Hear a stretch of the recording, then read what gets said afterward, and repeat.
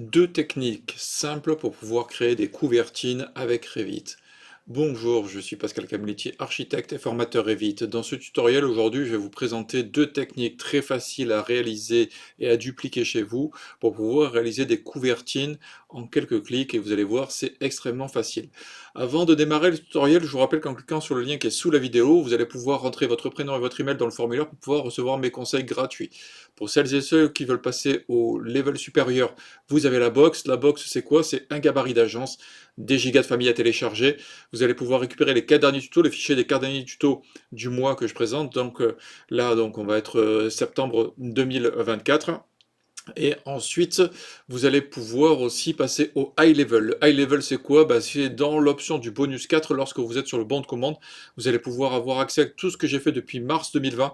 Ça veut dire des centaines et des centaines de fichiers. Tout ça, c'est dans la box avec l'option du bonus 4. Allez, donc c'est parti pour ce tutoriel. Alors, il m'a été demandé de savoir comment on réalisait une couvertine sur un mur d'un bâtiment, qu'il soit à l'horizontale ou qu'il soit incliné. Voilà, c'est deux techniques très faciles à pouvoir reproduire chez vous. Alors, on va repartir sur un projet neuf, histoire que vous compreniez comment ça se passe. Alors, on va faire fichier, créer, projet, je prends un gabarit archi, vraiment pour que vous ayez vraiment la même base. Là, ce que je vais prendre, c'est je vais prendre des murs de 20 cm, le mur standard. Et là, ce que je vais faire, c'est que je vais faire voilà, deux bâtiments. Alors, ce que je vais faire, c'est que je vais sélectionner ici et dans les contraintes ici, je vais monter jusqu'au niveau 1. C'est important au départ pour pouvoir avoir une compréhension globale. Un mur comme ça, ce que je vais faire, c'est que je vais modifier le type, je vais le dupliquer et je vais l'appeler acroterre, acroterre plus couvertine, histoire que vous compreniez où je veux en venir. Voilà, là, j'ai ce mur-là, voilà, que maintenant j'ai créé. Là, je vais revenir ici sur le mur standard, le 200, et je vais passer au niveau 1. Alors, on peut faire en 3D, moi j'aime bien le faire en 3D. Je viens ici, je me mets en ligne cachée, je sélectionne mes murs, je fais un copier ici, je fais un coller au niveau supérieur, ok, voilà, j'ai mes murs qui vont jusqu'en haut. Ici, je vais sélectionner ces murs-là et je vais donner la typologie de l'acroterre plus mur. Ça veut dire quoi? Que l'acroterre, je veux qu'il fasse 50 cm de haut, donc là je vais mettre sans contrainte et je vais faire 50 cm de haut pour avoir une hauteur globale de mon acroterre. On voit bien qu'on a deux murs séparés. Comment je vais faire la couvertine dessus? Tout simplement, je vais faire un profil. Donc je vais aller dans Fichier, je vais créer une famille, et vous allez descendre dans modèle, dans profil métrique, pardon, ici. Et une fois que vous êtes là, vous allez dessiner. Alors je l'ai déjà fait quelque part. Voilà, on a celui-ci. Alors comment on fait ça? Tout simplement, vous allez dans ligne ici et vous allez dessiner le profil de l'acroterre que vous voulez dessiner. Voilà, quelque chose qui va faire une bonne longueur. Voilà, on va faire ça. On va le faire revenir ici, on va revenir ici. Voilà, ça, vous donnez la forme que vous voulez en fonction de ce que vous avez envie pour avoir un profil, un dessin d'acroterre. Donc là, une fois qu'on a fait ça, on va l'enregistrer sous fichier, enregistrer sous famille. 255 profil V2, voilà, comme ça on l'aura. Donc là, en fin de compte, il touche le mur, donc il faut, là ça va être le dessous du mur, donc il faut essayer d'être légèrement au-dessus. Ok, j'enregistre. Je vais charger dans le projet, donc là c'est le projet 2. Hop, ok, ici. Et ce qui veut dire que maintenant, je vais revenir en 3D et je vais aller sur ce mur-là et je vais modifier le type du mur. Ok, donc là, le mur ici, on va aller dans la partie structure, on va construire ici, et on va aller dans profil en relief ici, et on va le créer. On va charger, on va ajouter ici, et on va définir la hauteur, donc à 50 cm, ce que j'avais défini, ok, par rapport au bas. Et je vais charger le profil que je viens de faire, donc là, le V2 ici.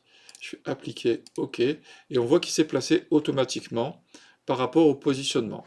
Là, on voit que la partie donc la plus inclinée, on devrait l'avoir de l'autre côté. Alors, on va juste faire une petite modification. On voit que ça se crée comme ça. On voit que on a notre élément qui s'est créé par rapport à la position. Et ce qui veut dire que maintenant, voilà, dès lors que je vais tracer un mur de ce type-là, donc je reprends le mur couvertine, je lui donne son contrainte 50 cm, automatiquement, ce mur, j'aurai la couvertine qui va être positionnée dessus de manière très facile. Alors, en fonction de, voilà, des attaches, attention, là, j'ai pas fait la jonction correcte des deux, voilà. Et automatiquement, vous aurez une couvertine qui va se créer comme vous le souhaitez, dans le bon sens, évidemment, hein. Si vous sélectionnez et que vous basculez, comme ça, elle est dans le bon sens. Vous avez ça. La problématique avec ça, c'est que si vous faites une modification de mur par rapport à un profil, par rapport à un élément, alors on va dire que si je reprends le niveau 0, que je trace un mur standard, on va prendre un mur générique, que je le trace, ok. Si je refais ici, voilà, on va lui donner une hauteur hein, pour que tout le monde comprenne bien. Si je fais une modification de profil, parce que j'avais besoin d'avoir une forme, une inclinaison, contrainte, voilà, je ne vais pas pouvoir utiliser cet élément-là, parce que l'élément de couvertine va se mettre toujours à l'horizontale. Donc, comment faire une correction de ça? Tout simplement, alors là, je vais vous montrer l'exemple, je vais revenir ici, je vais reprendre mon mur, je retourne, je fais mes 4 murs, allez, on va faire ça. Je retourne en vue 3D, ici je vais aller jusqu'au niveau 1, ok. Ici là je vais monter au niveau supérieur à 1,50 m de plus. Ici et ici également. Voilà, et là je vais modifier le profil de ces deux murs latéraux. Donc là je vais me mettre ici, en vue comme ça. Je sélectionne ces deux là, je viens les accrocher ici, je supprime la contrainte évidemment. Je choisis ce mur, je fais la même chose. Supprimer les contraintes, je valide. Alors vous allez voir que parfois, vous allez avoir des problématiques de jonction de murs, encore une fois, qui vont être différentes. Ça veut dire quoi? Que, vous voyez, là, j'ai un petit mur qui arrive ici, là, un petit mur. Il vous suffit d'aller dans l'onglet Modifier. Dans la partie Géométrie, jonction de mur, vous allez en bas ici, et vous allez faire Suivant, pour avoir exactement le même dessin d'un côté et de l'autre. Alors là, c'est une solution encore que je vous apporte, hein. Ici, je vais changer la tâche aussi, de manière à avoir quelque chose qui soit différent, que ce soit le mur principal qui passe devant. Voilà, ok, des deux côtés. Voilà, comme ça, on a vraiment la même logique de part et d'autre. Alors, comment on va faire ça maintenant? Il va nous falloir créer une famille de couvertines spécifiques. C'est pour ça que j'ai créé le profil précédemment. Comment on va faire ça? On va aller dans Fichier, Créer, Famille, et on va aller sur une modèle générique métrique adaptatif. Ok. Là, on va venir sur le plan d'étage, niveau de référence, et on va tracer 4 points. Ok. Ces points-là vont servir de support, donc on va les sélectionner et on va les rendre adaptatifs. Ok. Donc ça, attention d'être bien dans l'ordre en tant qu'à faire, histoire d'avoir quelque chose qui soit le plus régulier possible. On voit qu'il y a des numéros 1, 2, 3, 4, donc ça va être l'ordre dans lequel vous allez poser la future couvertine par rapport au plan incliné. Comment on va faire ça?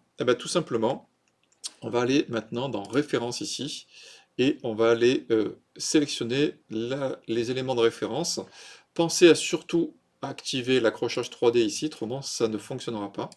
Donc vous voyez que la boule devient épaisse, on vient cliquer ici, on vient cliquer là, on vient cliquer là, et on vient finir ici. Donc là, on vérifie en 3D.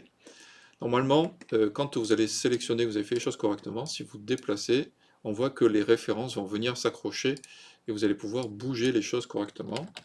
Voilà. Étape suivante, on va créer un point sur une de ces lignes-là. On va venir ici, ok, et on voit que quand je sélectionne là le point ici, j'ai un plan de référence qui est lié. Ce qui veut dire que maintenant, je vais tracer mon profil. Et comment je vais le tracer proprement? Je vais venir en niveau de référence et je vais tracer une coupe. Cette coupe, je vais l'activer, aller à la vue, et là, j'ai mon point de référence qui est bien ici.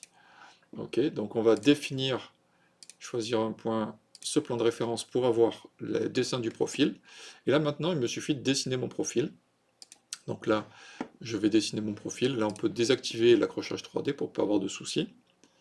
Donc on va descendre, voilà, je descends de 20 mm, j'avance comme ça, comme ça. Je vais prendre l'intérieur de l'élément, donc là mon mur je fais à 350, hein, je le fais exprès plus grand.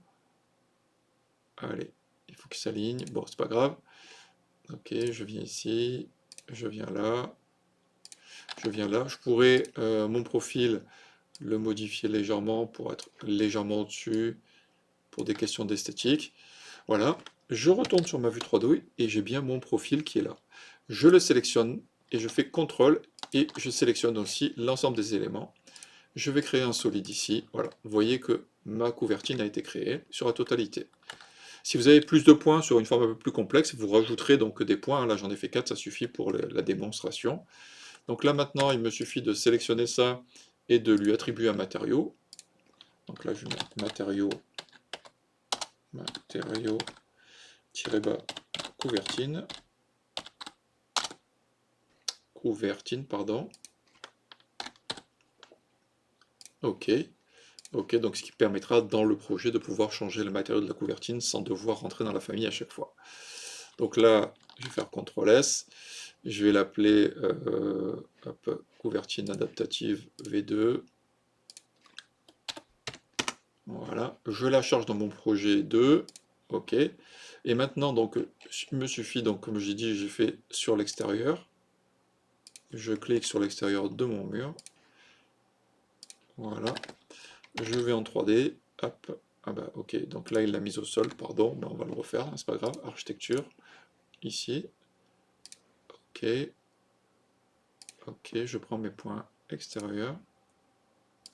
Et j'ai bien ma couvertine en 3D qui a été créée. Vous avez vu, ça ne prend que quelques minutes, c'est facile à réaliser. On pourrait gérer les matériaux, etc. Donc là, si je sélectionne ici, modifier le type, et je peux aller changer mon matériau de couvertine. Ça se fait très rapidement en quelques clics. Bon, j'espère que la solution vous aura été utile. Vous n'hésitez pas à liker, à partager. Vous me laissez vos commentaires sous la vidéo. J'adore vous lire. Vous m'envoyez des emails si vous avez des questions. Pour les abonnés donc, de la box, je les mets en avant sur les questions qui me sont posées. Et je vous dis à la semaine prochaine pour un nouveau tutoriel Revit. Merci. Au revoir.